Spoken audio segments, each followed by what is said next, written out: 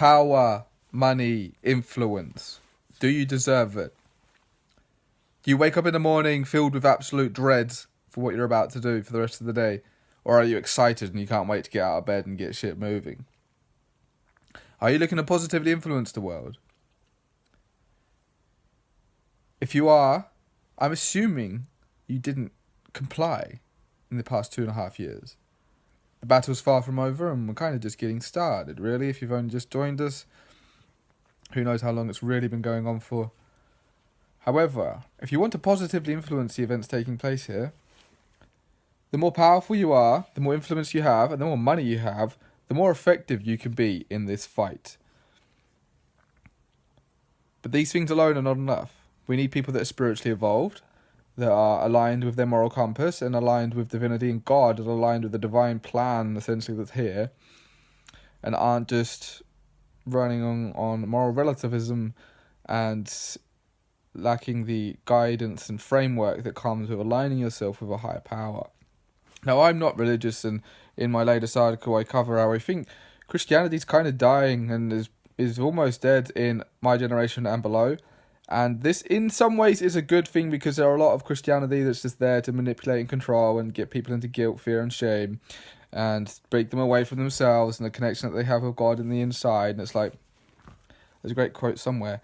I don't need God, or I don't need religion getting in the way of my relationship with God. And that's brilliant, it's beautiful. And when I speak to some Christians and I tell them the idea of, I believe in God and I think it's on the inside of us and it's around us, and they almost cut me off straight away. They're like, what? No, God isn't inside you, it's this, it's that. It's some disempowering belief. So I think it's good that Christianity in itself is kind of dying, but then there's potential here for something much more positive to take its place, but then also there's potential for people to lose themselves in not being able to have a foundation of spirituality to really fall back on, and get lost in materialism, hedonism, and just get lost in moral relativism when nothing is good, unless your subjective interpretation of what's good, and up is down, down is better, down is up, and everything gets twisted and lost. I don't think it's important for us to have a spiritual collective framework. It's just how that grows and evolves over time. It's dependent on the people, right? And what choices they make and everything else, and how they... I think the more spiritually evolved you are, the more you just naturally align with the divine framework, and regardless of what you call it and how you label it. It's just sort of how I believe it goes. If you are actually truly evolving and you're learning the lessons here of being a human being, and you actually want to polarize to the positive side of humanity, then it sort of happens by spiritual osmosis. So if you want to become more efficient in this battle that we're here in this spiritual war, if you want to be the best that you can be, if you want to be of service to your maximum capacity, you're going to need money, you're going to need power, and you're going to need influence to really reach the top or the higher end of all of this. I often joke how easy it would be to quote unquote win this if I had Bill Gates level wealth. And I've wondered why there aren't more super rich people that are sort of in the activist field, and there's a whole reason, and I've got some philosophical answers to that, and maybe people need to choose their own freedom, and it can't be made too easy, because if it is, then they don't deserve what comes with choosing their own freedom and the spiritual evolution that comes with that, at least if you're polarizing towards the good guys. If you want to be a part of the Matrix and serve the Matrix and be a part of the evil side of reality, the choice is there, but just remember that ultimately you're going to be in service to psychopaths, and it's a self-serving pyramid, and you're going to be on the lower end of serving psychopathic agendas and everything that goes along with that. You will be in service to demons. The choice is there for people to do that. The problem is some people get sort of caught in the middle. And I think anybody that's caught in the middle, and the time's coming up, unless there's some incredible miracle and we have a mass awakening on the positive side in a very, very quick way, anybody who's caught in the middle is going to be left behind. I think we're going to see even more polarization, and people that are more aligned with divinity, more aligned to their true self, are actually passing the tests and challenges of being on the spiritual evolution in the positive sense, will be looked after. And if they have the motivation, the drive, the creative energies, and the internal desire to want to connect with God and be of service to the highest maximum capacity, you'll be looked after. However, if you're just sort of in the middle and you're not really sure, or you don't know, you just sort of, one day you're good, one day you're bad, or you're sort of on the face good, but then you're lying behind the scenes and you're not following things through with integrity, thinking, oh, nobody can see, God sees everything. God is always watching. And I don't look at God as some old man in the sky with long hair and a beard. I think that's just like how archetypically humanity has sort of grown to look at God as some judgmental father figure, and it kind of makes sense because in a way, you are going to be judged for your actions here, but it's I see it more as like a being, an energy that's everywhere, it's permeated through everything. We are a part of it, it's inside of us.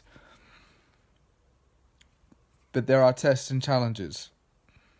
And that is a very interesting thing because if you want to spiritually evolve and have more power, money, and influence, you're going to be tested. And it's not like you sit down for an exam for 2 hours and God's watching just to make sure you're not cheating and you're answering correctly.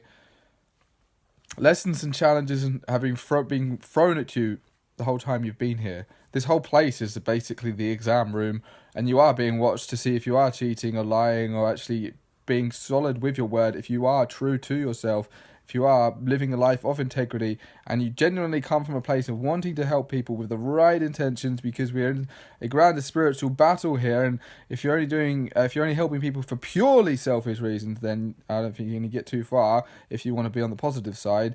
And if you want to be on the negative side, then you might get quick, easy fixes and things that might come very easily to you in the short term. But long term, if you are in your heart a good person, but you've been tricked by the Matrix, then it's going to cause longer term pain.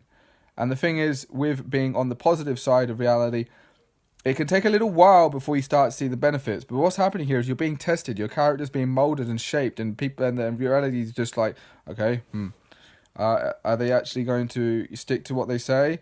Okay, we give them a little bit more power, a little bit more free will. What do they do with it? Okay, look, they're still, doing the right thing. They're still living the life in accordance with the rules of the divine game here. Let's give them a little bit more power, a little bit more influence. Oh, look, they're not being true to themselves. Or, okay, they have to take a knock here from the dark forces to learn a different lesson here. And so that in the future they'll be more spiritually evolved and can handle a greater level of power. So, there's an up and down, and it's a trajectory. It's not a straight line. And you're just like, oh, yeah, I'm just going to blissfully walk into having millions of pounds and an incredible level of status and power in the world.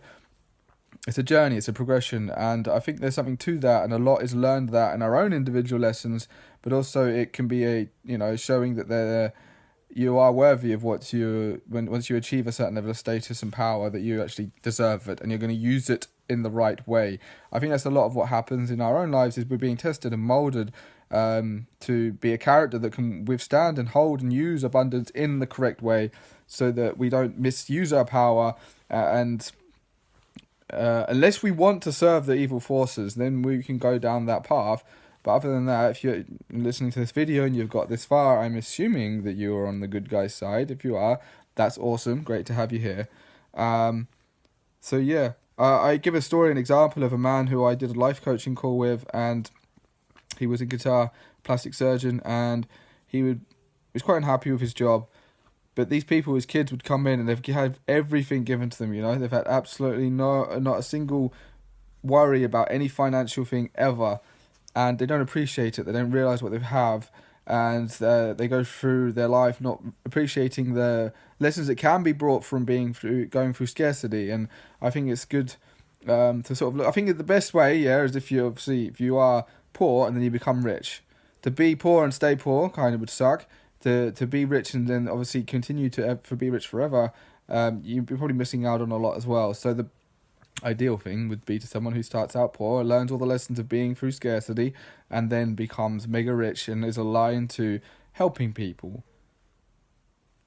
So I think the choice is there. I think still now, even in the current situation we're in, people can choose to buy their freedom and become aligned more with the divine and have an amazing life.